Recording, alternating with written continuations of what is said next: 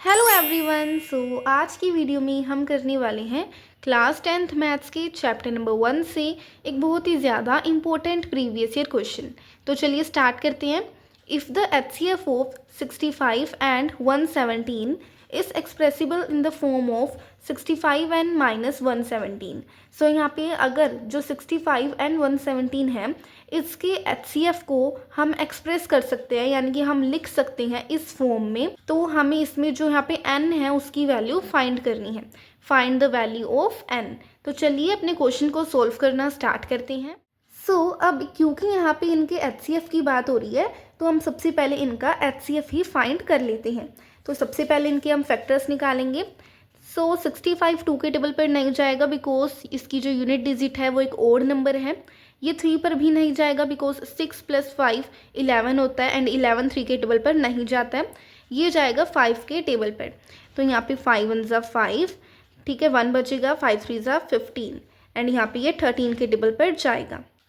And अब यहाँ पे 117 2 के टेबल पर नहीं जाएगा एंड ये 3 के टेबल पर जाएगा बिकॉज 1 + 1 + 7 9 होता है एंड 9 3 के टेबल पर जाता है।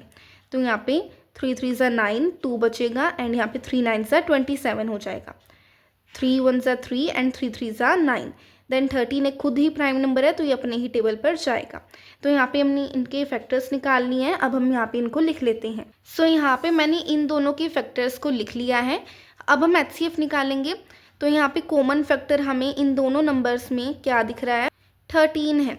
तो यहाँ पे कॉमन फैक्टर क्योंकि सिर्फ 13 ही है तो यहाँ पे HCF हमारा हो जाएगा 13। एंड अब यहाँ पे इन्होंने क्या बोला हुआ है कि हम इन दोनों नंबर्स के HCF को किस फॉर्म में एक्सप्रेस कर सकते हैं, यानी किस फॉर्म में लिख सकते हैं, 65 एंड माइनस 117, यानी कि हम 13 को इस फॉर्म में लिख सकते हैं।